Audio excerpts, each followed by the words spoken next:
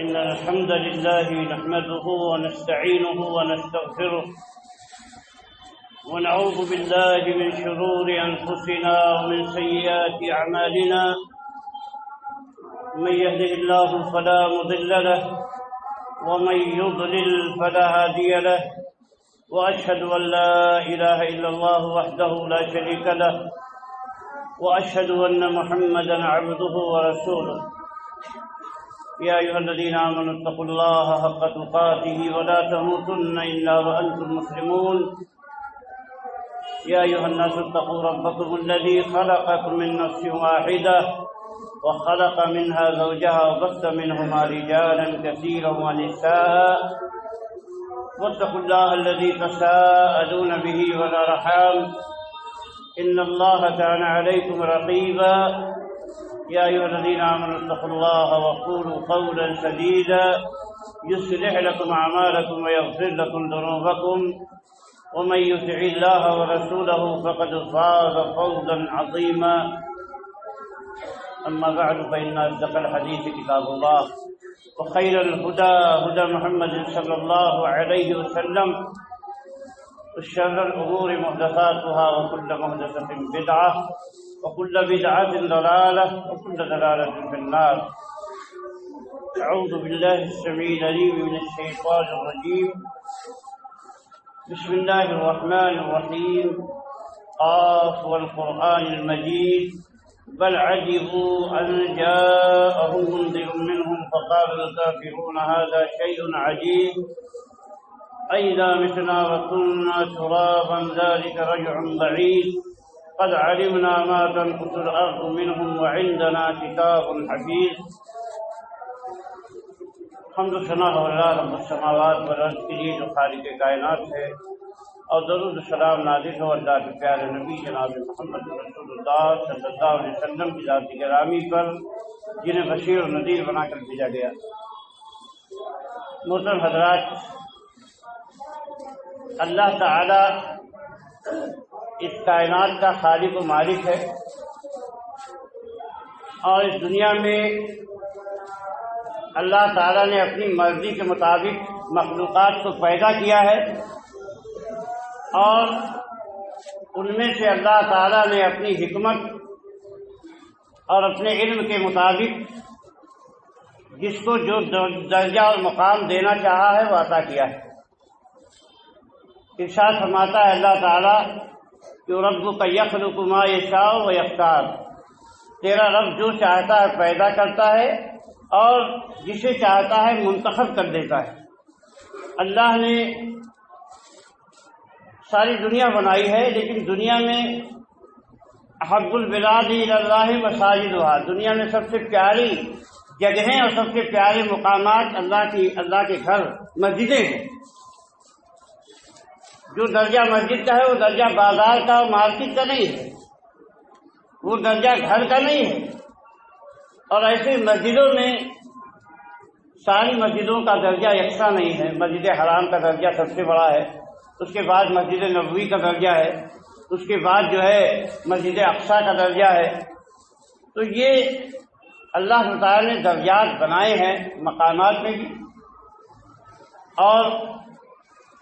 مکہ کو اللہ تعالیٰ نے حرم بنایا، ایسے مدینے کا بھی حرم ہے. یہ اللہ تعالیٰ کے اختیار اور انتخاب کی چیز. ایسے ہی اللہ تعالیٰ نے ارشاد فرمایا کہ تلک الرسل فضلنا بعضهم علی بعض.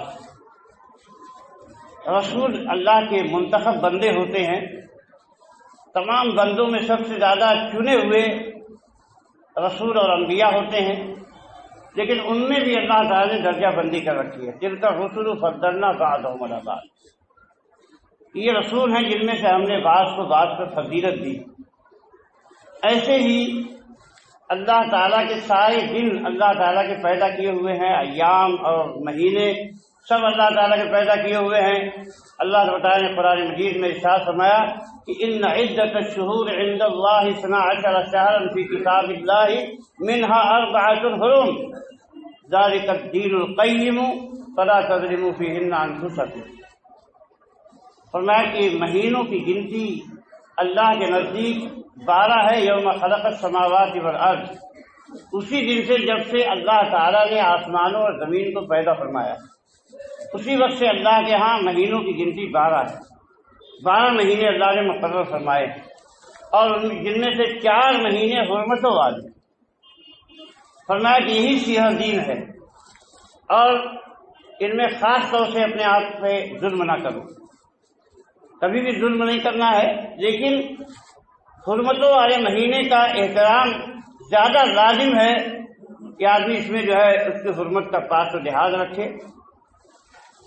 اور اللہ کے نبی صلی اللہ علیہ وسلم نے بھی فرمایا کہ السنۃ 12 شہرا منها 4 حرم ثلاثة متوالیات ذو القعدة وذو الحجة والمحرم ورجب مضر الذي بین جمادی و شعبان۔ فرمایا کہ مہینے 12 ہیں، جن میں سے 4 حرمتوں والے مہینے ہیں اور ان میں سے 3 مسلسل پے در پے ہیں، ذوالقعدہ، ذوالحجہ اور محرم، اور رجب ہے جو جمادی آخر اور شعبان کے بیچ میں آتا ہے۔ یہ مہینے اللہ تعالیٰ کے ہاں 4 حرمت والے ہیں، اور اس مہینے کا احترام جاہلیت میں بھی ہوتا تھا، لیکن چونکہ جاہلیت کا مطلب بدنظمی اور انارکی ہے، وہ منمانی زندگی گزارنے کے قائل تھے، اور ان کے پیر پگارے ان کو جو ہدایات دیتے تھے، یا ان کے لیڈران جو ہدایت اپنے پیر پگاروں سے لینا چاہتے تھے لے لیا کرتے تھے، تو مہینوں میں وہ عدل بدل کر دیا کرتے تھے۔ حرمت والے مہینے کو آگے بڑھا دیا، اس میں جنگ کر لی، خاص طور سے محرم کے مہینے میں ایسا کیا کرتے تھے۔ تو اللہ کے نبی صلی اللہ علیہ وسلم نے سب مہینوں کو اپنی جگہ پہ ٹھیک بیٹھا کے بتا دیا کہ یہ مہینے ایسے ایسے ہیں، اور آج جو ہے وہ ایام اپنی اصل حالت پہ لوٹ آئے ہیں جس پہ اللہ نے کو پیدا کیا ہے، اور اب اس میں کوئی تبدیلی جو ہے وہ جائز نہیں ہے، بلکہ کفر یہ کفر ہے کہ آدمی جو ہے اللہ کے بنائے ہوئے مہینوں میں تبدیلیاں کرے، اس کو الٹ پلٹ کر دے۔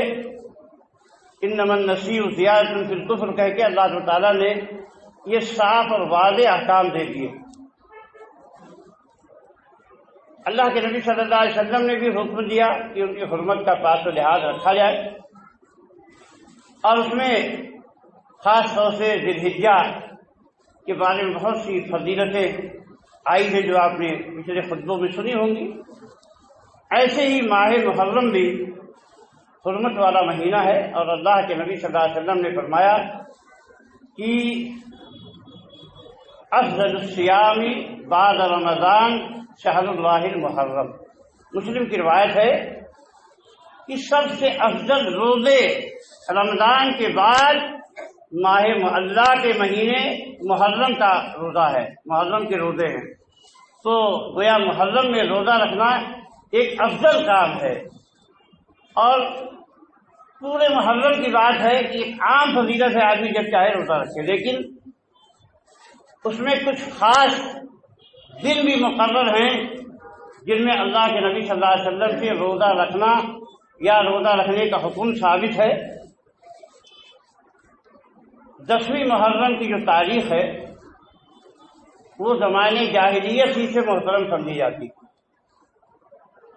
مکہ والے بھی 10ویں تاریخ کا احترام کرتے تھے، بلکہ بعض روایات کے مطابق خانہ کعبہ کا غلاف بھی اسی دن بدلا جاتا تھا، اور لوگ روزہ بھی رکھتے تھے، اللہ کے نبی صلی اللہ علیہ وسلم بھی روزہ رکھتے تھے۔ پھر جب آپ مدینہ تشریف لائے تو آپ نے دیکھا کہ یہاں یہودی لوگ بھی اس روزے کا اہتمام کرتے ہیں، تو آپ نے پوچھا کہ آخر تم لوگ اس مہینے میں اس 10ویں تاریخ کو روزہ کیوں رکھتے ہو؟ تو کہا کہ ھذا یوم صالح نجی اللہ بنی اسرائیل، کہ یہ وہ اچھا دن ہے یا بعض روایتوں میں آیا یوم عظیم، یہ وہ عظمت والا دن ہے کہ جس میں اللہ تعالیٰ نے بنی اسرائیل کو فرعون کے ظلم سے نجات دی تھی اور فرعونیوں کو اللہ تعالیٰ نے غرق کر دیا تھا۔ تو حضرت موسیٰ علیہ السلام نے شکرانے کے طور پہ اللہ تعالیٰ کے لیے روزہ رکھا تھا، تو ہم اسی حساب سے روزہ رکھتے ہیں۔ تو اللہ کے نبی صلی اللہ علیہ وسلم نے کہا کہ نحن احق بموسیٰ منکم، کہ ہم تم سے زیادہ موسیٰ علیہ السلام کے حقدار ہیں، ہم بھی روزہ رکھیں گے۔ اور آپ نے خود بھی روزہ رکھا اور اپنی امت کو بھی حکم دیا، بلکہ بعض روایات میں آیا ہے کہ اللہ کے نبی نے منادی کرائی کہ جس نے آج 10ویں کا روزہ رکھ لیا ٹھیک ہے، نہیں رکھا تو باقی دن کھانا پانی ترک کر دے۔ اور صحابہ نے اس کا اتنا اہتمام کیا کہ وہ کہتے ہیں کہ ہم اپنے بچوں کو بھی روزہ رکھواتے تھے اور ان کے لیے اون کا یا روئی کا کھلونا بنا دیتے تھے کہ جب وہ بھوک سے یا پیاس سے پریشان ہوتے روتے تھے تو بہلانے کے لیے ان کو کھلونا تھما دیا کرتے تھے تاکہ وہ روزہ پورا کر لے۔ اس قدر اہتمام صحابہ میں اس کا تھا۔ لیکن جب رمضان کے روزے فرض ہو گئے تو آپ نے اس کو کہا کہ اب جو چاہے یہ روزہ رکھے اور ثواب کمائے، اور جو نہیں چاہتا ہے اس کے لیے رخصت ہے، گویا یہ اب روزہ مستحب ہو گیا اور پہلے واجب کے درجے میں تھا۔ اس میں ایک بات یہ بھی ہے کہ یہودی لوگ اس دن کو عید کے طور پہ منایا کرتے تھے اور ان کی عورتیں زیورات وغیرہ پہنتی تھی۔ خیبر کے یہودی بھی اس کا اہتمام کرتے تھے۔ حضرت ابن عباس رضی اللہ تعالیٰ عنہ کی روایت میں ہے کہ صحابہ نے عرض کیا، اس لیے کہ صحابہ کو یہ بات اچھی طرح ازبر ہو گئی تھی، آپ نے اتنی بار انہیں سمجھایا تھا کہ عبادات میں، اخلاق میں، تہذیب میں ہمارا طریقہ بالکل الگ ہے۔ سارے ادیان اور سارے مذاہب سے، اور آپ نے نام لے کر یہود و نصارہ کی مخالفت کا حکم دیا تھا، بہت سارے مسائل میں مجوسیوں کی مخالفت کا حکم دیا تھا، مشرکوں کی مخالفت کا حکم دیا تھا، اور امت میں یہ بات راسخ ہو گئی تھی کہ امت اپنے عقیدے میں، اپنے عمل میں، اپنے اخلاق میں، اپنی تہذیب میں بہت حساس ہے اور بہت ہی سب سے الگ تھلگ ہے، اور انہی احکام پہ عمل کرتی ہے جو اس کو اللہ کی طرف سے ملے ہیں، رسول کی طرف سے ملے ہیں۔ بہت سارے مسائل میں اللہ کے نبی صلی اللہ علیہ وسلم نے یہودیوں کی اور دیگر لوگوں کی مخالفت کا حکم دیا۔ نماز کے سلسلے میں، حج کے سلسلے میں، روزے کے سلسلے میں صاف احکامات بتائے کہ یہودی ایسا کرتے تم ایسا مت کرو، اور مشرک ایسا کرتے تم ایسا مت کرو، مجوسی ایسا کرتے تم ایسا مت کرو۔ تو صحابہ نے جب اس حقیقت کو اچھی طرح سمجھ لیا تو لوگوں نے کہا کہ اللہ کے نبی یہ تو وہ دن ہے 10ویں کا کہ جس میں یہودی لوگ جس دن کی تعظیم کرتے ہیں، بڑا جانتے ہیں۔ تو اللہ کے نبی صلی اللہ علیہ وسلم فرمایا انشاءاللہ آئندہ سال جب آئے گا تو ہم 9ویں کا بھی روزہ رکھیں گے۔ حضرت ابن عباس رضی اللہ عنہ فرماتے ہیں کہ پھر آپ کی زندگی میں اگلا محرم نہیں آیا، اس سے پہلے ہی آپ کی وفات ہو گئی۔ فرمایا تھا کہ لئن بقیت الی قابل یا لئن عشت الی قابل لأصومن التاسع، کہ اگر میں زندہ رہا آنے والے سال میں تو 9ویں کا بھی روزہ رکھوں۔ گویا یہودیوں کی مخالفت میں ایک تو عید مناتے تھے تو آپ نے روزہ رکھنے کا حکم دیا، اور چونکہ وہ بھی اس کی تعظیم کرتے تھے تو آپ نے 9ویں کا روزہ بھی ساتھ میں لگا دیا کہ 9ویں کا روزہ بھی امت محمدیہ رکھے، اور 9ویں کا روزہ رکھنا بھی مشروع ہو گیا۔ خاص فضیلت 10ویں تاریخ کے روزے کی ہے کہ اللہ کے نبی صلی اللہ علیہ وسلم فرمایا صوم یوم عاشوراء احتسب علی اللہ ان یکفر السنۃ التي قبلہ۔ مسلم کی روایت ہے کہ مجھے اللہ سے امید ہے کہ عاشورہ کا روزہ پچھلے سال کے گناہ کو مٹا دیتا ہے۔ اس بات کی دھیان رہے کہ جن حدیثوں میں بھی آیا ہے کہ فلاں اعمال کرنے سے گناہ جھڑ جاتے ہیں، گناہ مٹ جاتے ہیں، 1 سال کا گناہ معاف ہو جاتا ہے، 2 سال کے گناہ معاف ہو جاتے ہیں، یا آدمی ایسے ہو جاتا ہے جیسے آج ہی اس کی ماں نے پیدا کیا ہو، تو ان سب میں مراد صغیرہ گناہ ہے، چھوٹے چھوٹے گناہ ہیں، اور اللہ کے حقوق سے متعلق گناہ ہیں۔ کسی نے اگر بندوں کا حق مار لیا ہے، اپنی بہن کا حصہ نہیں لیا، اپنے بھائی کا حق مار لیا، اپنے پڑوسی کی زمین غصب کر لی، تو اس سے یہ گناہ، یہ بڑے بڑے گناہ معاف نہیں ہوتے، اور بھی کبیرہ گناہ معاف نہیں ہوتے۔ کبیرہ گناہ کے لیے توبہ کرنا لازم ہے، اور دوسروں کے حقوق کے لیے لازم یہ ہے کہ ان کو راضی کیا جائے، ان کا حق واپس کر دیا جائے، ورنہ بہت ہی آسان ہو جائے کہ آدمی حج پہ چلا جائے، کسی کو بھی لوٹے، کھائے، مارے، گلا دبائے، اور حج کرنے چلا جائے تو سب گناہ معاف ہو جائے، عمرہ کر کے جائے سب گناہ معاف کرا کے چلا آئے، نماز پڑھے سب گناہ معاف ہو جائے، تو ایسا نہیں ہے۔ یہ تصور ذہن میں رکھنا چاہیے، جو حقوق ہے ان کی ادائیگی لازم ہے۔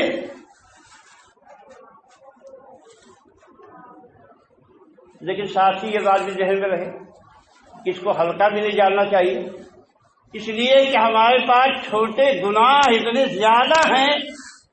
کہ اگر وہ سب جمع ہو جائیں تو پہاڑ کے برابر ہو جائیں، اور وہ پہاڑ جو ہمارے اوپر گرے گا تو ہم تباہ و برباد ہو سکتے ہیں۔ اس لیے اس کو معمولی نہیں سمجھنا چاہیے، اس کی قدر کرنا چاہیے، اور اس کی اہمیت کو محسوس کرنا چاہیے۔ اسی لیے صحابہ کرام بڑی تیزی کے ساتھ نیک اعمال کی طرف بھاگتے تھے، اور سارے نیک اعمال کی پابندی کی کوشش کرتے تھے۔ جتنی ان کو اللہ نے طاقت دی تھی تو پوری طاقت کے ساتھ نیک اعمال کے لیے کوشاں ہوں۔ میرے بھائی،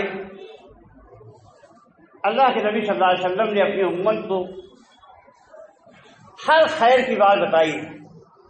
اور ہر شر سے آپ نے ڈرایا ہے، اور امت میں جو فتنے، جو آفتیں، جو مشکلات پیدا ہونے والی تھی، بہت کھل کے ان کے بارے میں اللہ کے نبی صلی اللہ علیہ وسلم نے لوگوں کو خبردار کیا تھا۔ یہ دنیا دارالامتحان ہے، آزمائش کی جگہ ہے، اور انسان کی تباہی کا سب سے بڑا ذریعہ جو شیطان کے پاس ہے وہ انسان کو شرک سے جوڑ دے گا، اور شرک بدعتوں کے دروازے سے اندر آتا ہے۔ بدعتوں کا دروازہ کھول کے شیطان لوگوں کو شرک تک لے جاتا ہے، اور اس کے علاوہ بھی فتنے بہت سارے ہیں، آپس کے جھگڑے، نا اتفاقی، اختلافات، اور اختلافات کے نت نئے رنگ، یہ ساری چیزیں امت کے لیے بڑے فتنے کا باعث ہے۔ اللہ کے نبی صلی اللہ علیہ وسلم ایک دن عشاء کے وقت مسجد میں تشریف لائے تو دیکھا صحابہ کی جماعت بیٹھی ہوئی۔ آپ نے کہا کہ ما زلتم ہاہنا، مغرب کی نماز پڑھ کے تم لوگ یہیں بیٹھے ہو؟ کہا ہاں اللہ کے نبی ہم تو یہیں بیٹھے ہیں۔ کہا عشاء پڑھ کے جائیں گے؟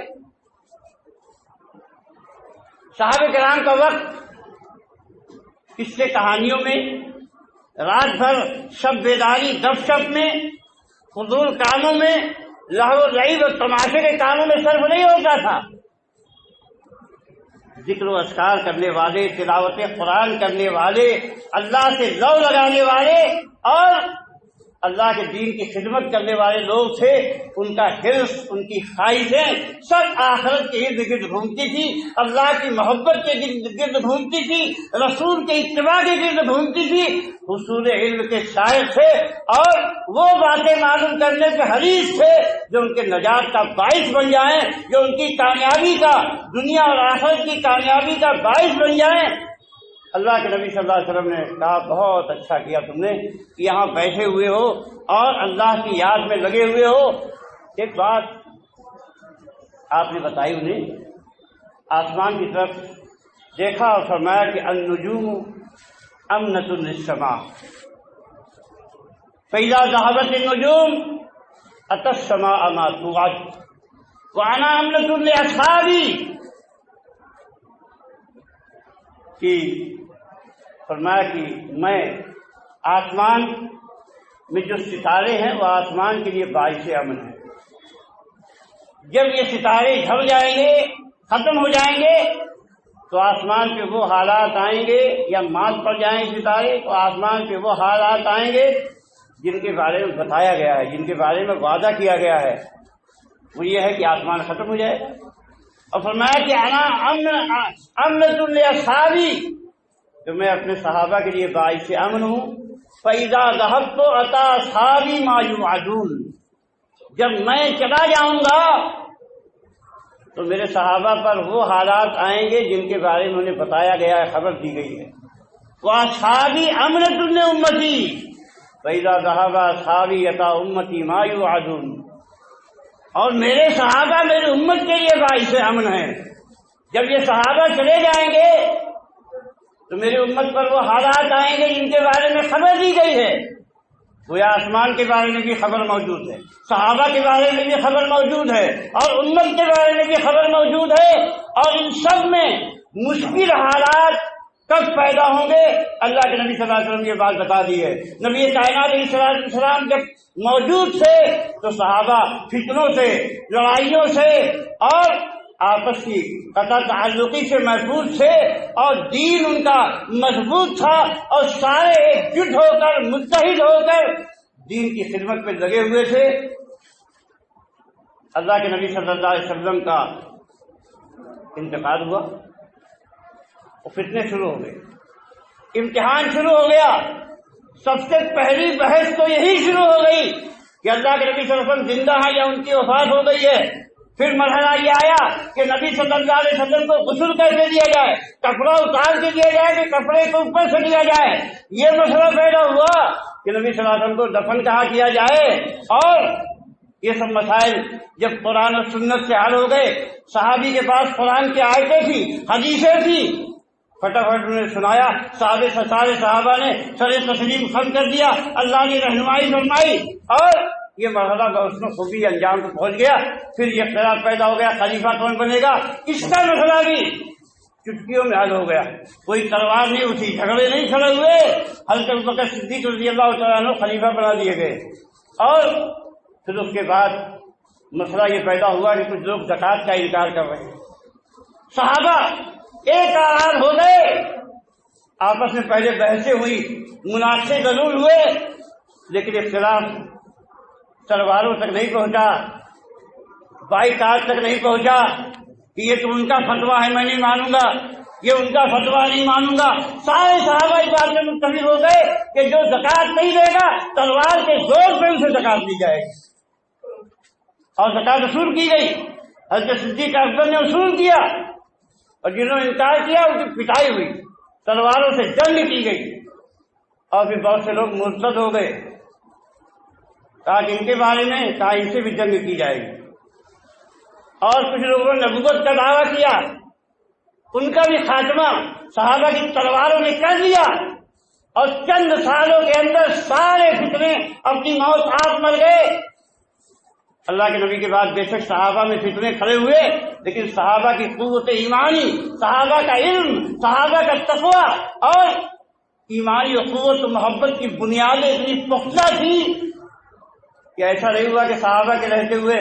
شرک غالب آ گیا ہو، بدعتیں غالب آ گئی ہوں، اور فتنوں نے اپنا رنگ ایسا جمایا ہوا ہو کہ جماعت پتر پتر ہو گئی ہو، جہاد کا نظام ختم ہو گیا ہو، خلافت اسلامیہ کا نظام ختم ہو گیا ہو، ایسی نوبت نہیں آئی۔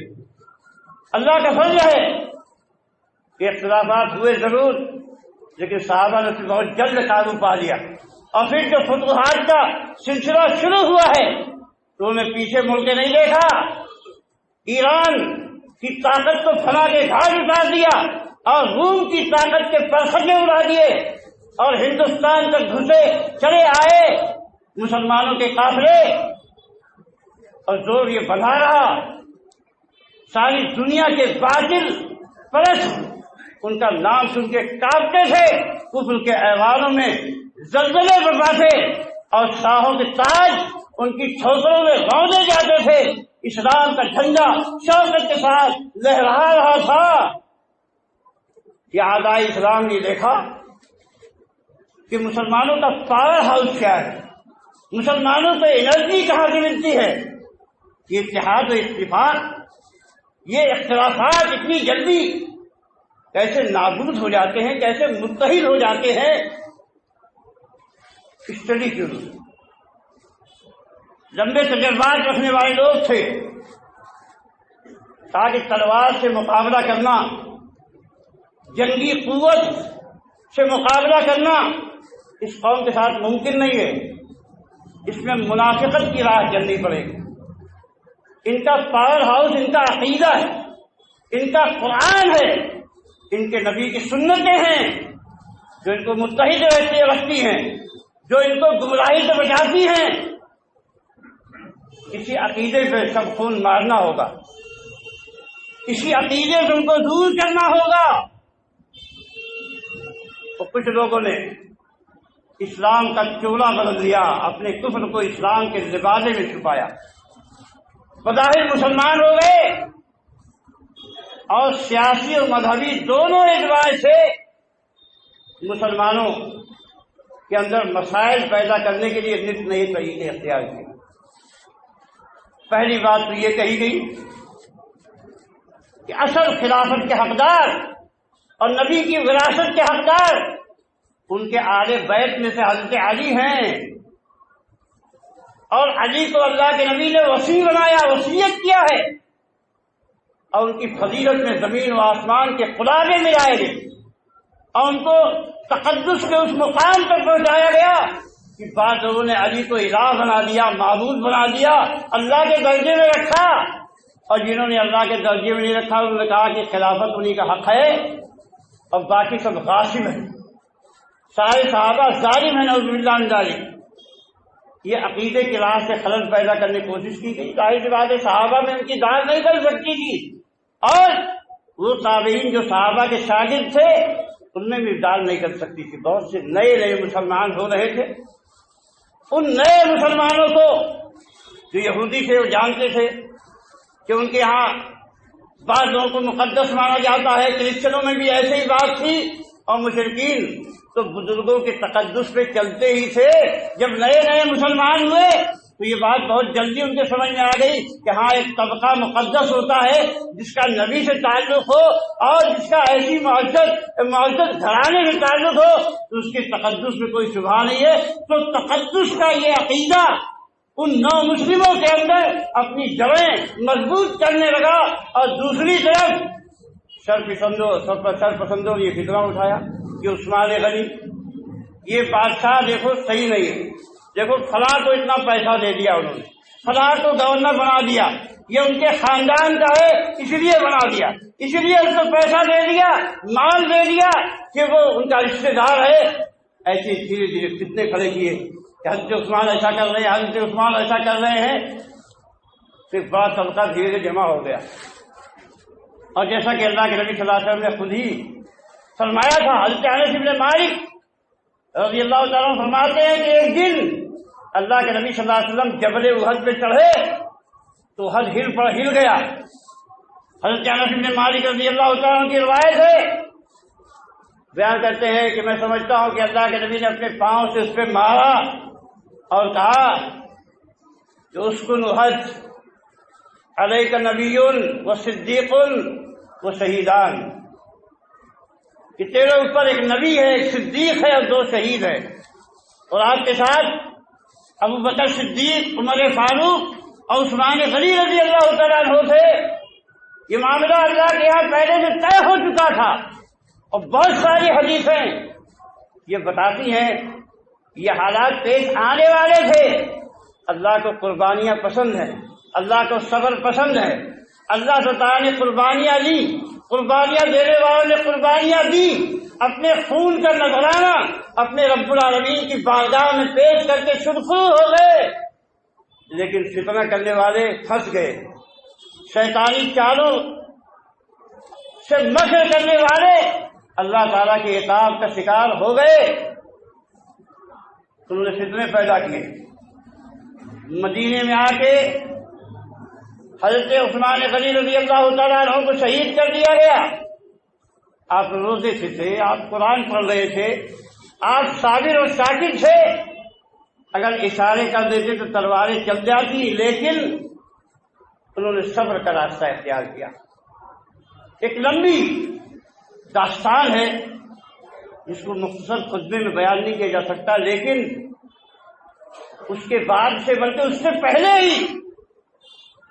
مجوسیوں نے سازش کی، حضرت عمر بن خطاب رضی اللہ تعالیٰ عنہ کو عین نماز کے وقت شہید کر دیا، مارا خنجر۔ ابو لؤلؤہ فیروز ابو لؤلؤہ نے، جس کو آج ایران میں مقدس سمجھا جاتا ہے اور انبیاء اور بزرگوں کا درجہ دیا جاتا ہے، اور حضرت عثمان غنی رضی اللہ تعالیٰ عنہ اس کے بعد مارے گئے 18 ذی الحجہ کو، تو اس کو عید قوم غدیر منایا جاتا ہے، اور کہتے ہیں کہ عید الاضحیٰ سے زیادہ مقدس ہے یہ عید۔ رافضیوں کے ہاں یہ عید منائی جاتی ہے جس دن حضرت عثمان کو شہید کیا گیا تھا، یہ اس دن کا جشن ہے جو عید قوم غدیر کے نام پہ منایا جاتا ہے۔ اور الحمدللہ امت متحد تھی، لیکن امت میں یہ فساد عقیدے کے بگاڑ اور سیاسی ریشہ دوانیوں سے پیدا کیا گیا، جس کے نتیجے میں حضرت عثمان بھی شہید ہوئے اور حضرت علی بھی شہید کر دیے۔ فجر کی نماز کے لیے جا رہے تھے کہ 1 محرم کو ایک خارجی نے اپنی دینداری اور اللہ کے لیے حضرت علی کو قتل کیا، تو کہتا تھا کہ ہم نے اللہ کے لیے قتل کیا۔ حضرت علی مرتد ہو چکے ہیں، اسلام سے پھر گئے ہیں، اور سارے صحابہ اسلام سے پھر گئے ہیں۔ اب اس کے برعکس ایک گروہ ایسا پیدا ہوا جو حضرت علی کا اندھا حامی تھا، ادھر ایک گروہ ایسا تھا جو حضرت علی اور سارے صحابہ کا مخالف تھا، جو خوارج کہتے تھے، اور صحابہ سے ان سے جنگیں ہوئی، خود حضرت علی نے جنگ کی، بہت سارے لوگ تہے تیز کیے گئے، لیکن قاتلان عثمان حضرت علی کی صفوں میں گھس گئے تھے۔ اور پھر اس کے بعد حضرت علی رضی اللہ تعالیٰ عنہ اور امیر معاویہ رضی اللہ تعالیٰ عنہ کی جنگ ہوئی، الحمدللہ صلح ہو گئی۔ بعد میں دونوں کی حکومتیں اپنی اپنی جگہ پہ کام کرتی رہیں، اور نبی کائنات علیہ السلام نے فرمایا تھا حضرت حسن کے بارے میں کہ ان ابنی ھذا سید، میرا بیٹا سردار ہے، اللہ تعالیٰ 2 مسلمانوں کے بڑے گروہوں میں اس کے ذریعہ صلح کرائے گا۔ حضرت حسن کے ذریعہ صلح ہو گئی، اور انہوں نے امیر معاویہ رضی اللہ تعالیٰ عنہ کے حق میں خلافت سے تنازل فرمایا، اور امیر معاویہ رضی اللہ تعالیٰ عنہ متفقہ خلیفہ ہو گئے عالم اسلام کے۔ اور یہ اسلام کی شوکت کا سب سے بڑا زمانہ تھا کہ پورے عالم اسلام میں فتوحات کا ایک لمبا سلسلہ قائم ہو گیا، امن و امان سارے مملکت اسلامیہ میں پھیل گیا، اور امیر معاویہ رحمۃ اللہ علیہ کی حکومت انتہائی مضبوط ہوئی۔ اور ایک بات یہ بھی سمجھ کہ حضرت علی رضی اللہ تعالیٰ عنہ کے ساتھ جو فوج تھی، جو ان کے ساتھی تھے، حضرت علی رضی اللہ تعالیٰ عنہ منبر کوفہ پہ کھڑے ہو کر کہا تھا کہ یا اشباح الرجال ولا رجال عقول الاطفال حلوم الاطفال عقول ربات الحجال سعیمتکم ومللتکم سعیمتونی ومللتمونی، کہ مردوں کی طرح نظر آنے والے نامردوں، اے بچوں کی عقل رکھنے والوں اور عورتوں کی سوجھ بوجھ رکھنے والوں، اللہ کی قسم میں تمہاری صحبت سے مایوس ہو چکا ہوں، اور تم بھی میری صحبت سے مایوس ہو چکے ہو۔ میری تمنا ہے کہ کاش میں نے تمہیں دیکھا نہیں ہوتا۔ آج تمہاری وجہ سے لوگ کہتے ہیں کہ علی ابن ابی طالب کو شعور نہیں ہے، حکومت کرنے کا سلیقہ نہیں ہے، آخر جس کی بات مانی نہ جائے اس کا وہ کیا کر سکتا ہے؟ تم میری بات نہیں مانتے، قدم قدم پہ نافرمانی کرتے ہو۔ یہ خود حضرت علی رضی اللہ تعالیٰ عنہ کا بیان تھا،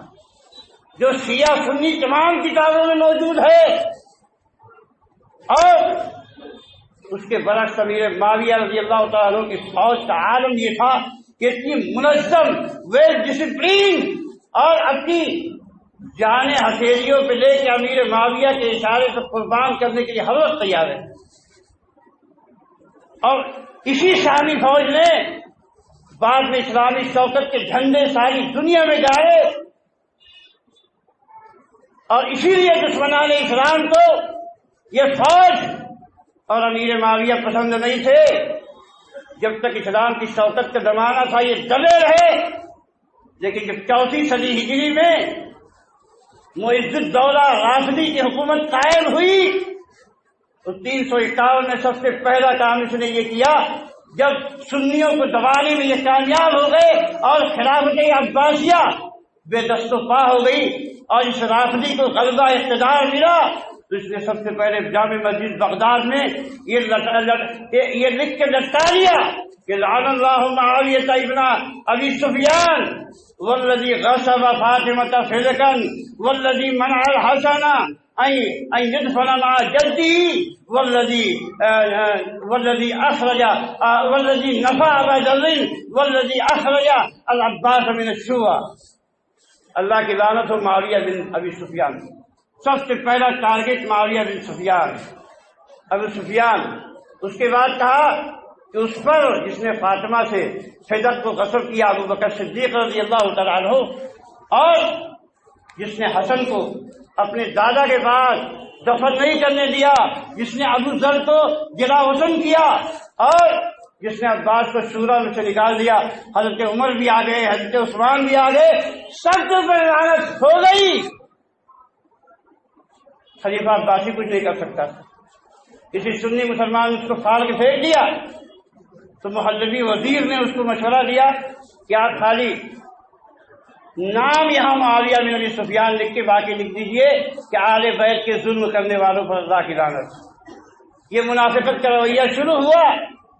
اور صحابہ میں تبرہ بازی اور لعن طعن کا عمل شروع ہوا۔ اللہ کے نبی نے صاف کہا تھا کہ لا تسبوا اصحابی فوالذی نفسی بیدہ لو انفق احدکم مثل احد ذہبا ما بلغ مد احدہم ولا نصیبہ۔ کہ خبردار میرے صحابہ کو گالیاں مت دینا، اس ذات کی قسم کی جس کے ہاتھ میں میری جان ہے، اگر تم احد کے پہاڑ کے برابر سونا خرچ کرو تو میرے صحابہ کے 1.5 اور 2.5 کلو غلے کے مقابلے میں تم نہیں پہنچ سکتے ہو۔ تمہارا احد پہاڑ کے برابر کا سونا، جن کی قربانیوں کا اعتراف رب العالمین نے قرآن میں کیا اور انہیں رضی اللہ عنہم ورضوا عنہ کا سرٹیفکیٹ دیا، اور رسول اللہ صلی اللہ علیہ وسلم جن کے بارے میں شہادت دی کہ جن لوگوں نے صلح حدیبیہ جن لوگوں نے بیعت الرضوان کیا تو اس میں سے کوئی آدمی جہنم میں نہیں جائے گا۔ یہ سارے صحابہ کو الگ اعلان گالیاں دی جانے لگی، تبرہ کیا جانے لگا، لعنت بھیجے جانے لگی،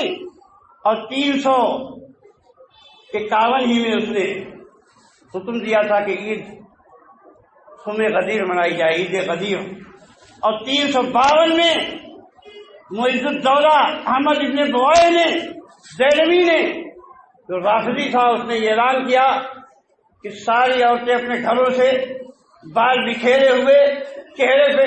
چہرہ سیاہ کیے ہوئے، سینہ پیٹتے ہوئے باہر نکلیں اور حضرت حسین کا ماتم کیا جائے۔ حالانکہ حضرت حسین شہید ضرور ہوئے، لیکن انہوں نے کبھی بھی اعلان نہیں کیا کہ میں یزید کے خلاف جنگ کرنے جا رہا ہوں، یا یزید لعنتی ہے، یا یزید ظالم و غاصب ہے۔ ایسا اعلان حضرت حسین نے کبھی نہیں کیا۔ وہ ایک غلط فہمی کے نتیجے میں شہید کر دیے گئے۔ کچھ ظالموں نے بے شک آپ کو شہید کیا۔ بہت لمبی باتیں ہیں، لیکن میں کہنا یہ چاہ رہا ہوں کہ حضرت حسین رضی اللہ تعالیٰ عنہ کو بہت سارے صحابہ نے، خود ان کے بھائی محمد ابن حنفیہ نے سمجھایا تھا کہ آپ وہاں مت جائیے، لیکن انہوں نے کہا تھا میں ایک خاص مقصد سے جا رہا ہوں جس کو میں جانتا ہوں۔ آپ نے اس مقصد تو ظاہر نہیں کیا، لیکن بعد میں آپ نے کہا کہ اب میں لوٹ جاؤں گا۔ جب یہ خبر ملی کہ مسلم ابن عقیل مارے گئے تو کہا میں واپس جاؤں گا، لیکن ان کے گھر والوں نے کہا کہ نہیں، اب یا تو ہم بھی اپنی جان دیں گے یا جو ہے ان کا انتقام لیں گے۔ آپ چلے گئے، لیکن وہاں جانے کے بعد جب عبید اللہ ابن زیاد کے سپہ سالار عمر ابن سعد سامنے آئے تو انہوں نے کہا کہ میری 3 باتیں ہیں، ایک بات مان لو۔ پہلی بات تو یہ ہے کہ میں جہاں سے آیا ہوں وہاں لوٹ جانے دو۔ دوسری بات یہ ہے کہ کسی سرحد پہ جانے دو جہاں میں جا کے جہاد کروں، یا ایک بات یہ مان لو کہ مجھے یزید کے پاس جانے دو، میں اس کے ہاتھ میں اپنا ہاتھ رکھ دوں۔ یہ تینوں باتیں اس بات کی دلیل ہے کہ حضرت حسین لڑنا نہیں چاہتے، لیکن کوفہ کے باغی اور غدار جنہوں نے حضرت حسین کو بلایا تھا وہ جانتے تھے کہ اگر یزید کے بعد حضرت حسین چلے گئے تو ہماری خیر نہیں ہے۔ انہوں نے اچانک حالات کا رخ موڑ دیا، عبید اللہ ابن زیاد کو مشورہ دیا کہ نہیں، پہلے یہ کہو کہ تمہارے ہاتھ پہ بیعت کرے، پھر اس کے بعد حضرت حسین رضی اللہ عنہ یہ بات گوارا نہیں کی۔ آگے چل کے نتیجہ ان کی شہادت پر منتج ہوا اور بات وہاں ختم ہوئی، لیکن اس کے بعد بھی ان کے گھر والوں نے نہ تو یزید کو قاتل کہا، نہ یزید پہ لعنت کی، نہ دوسرے صحابہ نے۔ اور لعنت کرنا دین نہیں ہے، بلکہ ایک کچھ لوگوں نے آ کے محمد ابن حنفیہ کو ورغلایا کہ آپ ہمارا ساتھ دیجیے یزید کے خلاف، یزید ایسا ہے ویسا ہے، شراب پیتا ہے۔ کہا کہ تم جو کہتے ہو ما رأیت منہ شیئا مما ذکرتم انی حضرت فاقمت عنده فوجدته مواظبا على الصلاة متحريا للخير سائلا عن الفقه ملازما للسنة۔ کہ تم جو باتیں کہہ رہے ہو ان میں سے ایک بھی بات صحیح ہے۔ میں تو خود یزید کے یہاں گیا، اس کے یہاں کئی دن رکا رہا، میں نے دیکھا نماز کا پابند ہے، خیر کا متلاشی ہے، خیر کی جستجو رکھنے والا ہے، اور فقہ کے بارے میں سوال کرتا ہے، سنت کا پابند ہے۔ میں نے یزید کو ایسا بنایا اور تم ایسا کہہ رہے ہو۔ یہ خود حضرت حسین رضی اللہ تعالیٰ عنہ کے بھائی کی شہادت ہے، جس کو تمام مورخین نے ذکر کیا۔ لیکن فتنہ پیدا کرنے والوں کو مسلمانوں میں فتنہ پیدا کرنا۔ آج دیکھ لیجئے یہ فتنہ اتنا رائج ہو گیا کہ جو لوگ سنی مسلمان ہیں وہ بھی تالیاں بناتے ہیں، امام حسین کہتے ہیں۔ آپ بتاؤ، امام ابو بکر کوئی نہیں کہتا، امام عمر کوئی نہیں کہتا، امام عثمان کوئی نہیں کہتا، امام علی کوئی نہیں کہتا ہے۔ امام حسین کیوں؟ یہ شیعوں کی چلائی ہوئی باتیں ہیں۔ سب کو تو حضرت رضی اللہ عنہ، لیکن امام حسین اور ان کے نام پہ فقیر بننا، ان کے نام پہ تعزیہ بنانا، ان کی قبر کا مزار بلانا اور ہر سال ماتم کرنا اور ان کے دھاگے پہننا، چھلے پہننا، کڑے پہننا اور نہ جانے کیا کیا باتیں ہیں، پوری امت کو شرک میں غرق کر دیا گیا ان بزرگوں کے نام پہ، جن سے وہ بیدار تھے، جن سے انہوں نے اپنی برات کا اظہار کیا تھا۔ اور یہ سب سلسلہ میں نے بتایا کہ 4 صدی ہجری میں اس کا زور ہوا، جب اہل سنت کمزور ہو گئے اور ان کی فوجی طاقت ماز بڑھ گئی تو شیعوں کو طاقت ملی۔ اجمیوں کے ذریعہ جو مسلمان مجوسی سے جو منافقانہ مسلمان ہوئے تھے، ان کے ذریعہ یہ بدعتیں عالم اسلام میں داخل ہوئی۔ سن 353 میں اس بادشاہ نے معز الدولہ نے حکم دیا کہ سب عورتیں سینہ پیٹتے ہوئے باہر نکلیں، مرد ماتم کریں، 10 دن تک بازار بند رہیں گے۔ 252 یہ حکم شیعوں کے لیے تھا، لیکن 253 میں سب کو حکم دیا کہ سنی بھی نکلیں۔ تو شیعہ سنی بہت بڑا فساد ہو گیا بغداد میں، اور یہی سلسلہ ہندوستان آیا، یہی سلسلہ ساری دنیا میں پھیلا۔ آج قبر پرستی، بزرگ پرستی، مزار پرستی، یہ جتنی ہے سب رافضیوں کی دین ہے۔ رافضیوں اور صوفیوں کے ذریعہ مسلمانوں میں آئی اور مسلمانوں کی سیراتیں منتشر ہو گئے۔ آج امت کا سب سے بڑا مسئلہ شرک ہے، بدعتیں ہیں، یہاں تک کہ جتنے بھی حکمراں ہیں ہر قدم ان کا شرک سے بھرا ہوا ہے۔ عالم اسلام میں جب بھی ان کا کوئی عید آتی ہے، کوئی دن آتا ہے تو اس کی ابتدا مزاروں سے ہوتی ہے، چادروں سے ہوتی ہے، قبروں کو دھونے سے ہوتی ہے، پھول چڑھانے سے ہوتی ہے، جس کے خاتمے کے لیے محمد رسول اللہ صلی اللہ علیہ وسلم دنیا میں تشریف لائے، آپ نے تلواریں چلائیں اور لڑائیاں لڑی۔ آج امت وہی شیطانی کام اسی رسول کی محبت کے نام پہ، اولیاء اللہ کی محبت کے نام پہ کر رہی ہے۔ آخر یہ امت کس طرح سے اللہ کے غضب سے، اللہ کی لعنت سے نکل سکتی ہے، جبکہ اللہ کے نبی نے فرمایا تھا کہ لعن اللہ اليہود والنصارى اتخذوا قبور انبیائہم مساجدا، اللہ کی لعنت ہو یہود و نصارہ پر جنہوں نے اپنے انبیاء کی قبروں کو سجدہ گاہ بنا لیا۔ میرے بھائیوں، سوچ کے ناخن دیں، وقت بہت زیادہ ہو گیا ہے، صرف اتنی گزارش کرنی ہے کہ جو اپنے آپ کو اہل حدیث کہہ رہے ہیں، ہر زمانے سے ان کی ذمہ داری آج بڑھ چکی ہے اس امت کی قیادت کا اور اس کو صحیح رہنمائی فراہم کرنے کا۔ اگر کوئی کام کر سکتا ہے تو کتاب و سنت کے ماننے والے کر سکتے ہیں، لیکن اگر یہ اپنے پیٹ کے لیے، اپنی خواہشات کے لیے جینے لگے اور اللہ کے لیے جینا ترک کر دیا تو آخر اس امت کا بیڑا کیسے پار ہوگا، کون آگے بڑھے گا؟ اس لیے اے کتاب و سنت کے ماننے والوں، اپنی ذمہ داریوں کا احساس کرو اور اس کی عظمت کا احساس کرو کہ جو عقیدہ اور جو منہج اللہ نے تمہیں دیا ہے وہ امانت ہے پوری امت کی، اور امت تک پہنچانا اور اس کی طرف بلانا یہ وقت کا سب سے اہم فریضہ ہے۔ اللہ تعالیٰ ہم کو دین کی سمجھ عطا فرمائے، جب تک ہم دنیا میں جئیں ایمان پہ، تقویٰ پہ، اللہ کے رسول کی محبت پر جئیں۔ اے اللہ تو ہمارے درمیان سے شرک کا خاتمہ فرما دے، توحید خالص اور اتباع کتاب و سنت کی راہ پر چلنے کی توفیق عطا فرما، اور اے اللہ دنیا کے سارے مظلوم مسلمانوں کی مدد فرما، جو ہمارے ملک میں مظلوم ہیں اور جو باہر مظلوم ہیں، ساری دنیا میں اے اللہ ان کی مدد فرما۔ اے اللہ ان کو اتباع کتاب و سنت کے ذریعہ صحیح راستے پر آنے کی توفیق عطا فرما۔ اے اللہ ہمارے ملک میں امن و امان قائم کر۔ اے اللہ ہم سب لوگوں کو اتباع کتاب و سنت کی توفیق عطا فرما۔ اقول قولی ھذا واستغفر اللہ لی ولکم ولسائر المسلمین من کل ذنب، صلی اللہ تعالی علی نبینا محمد۔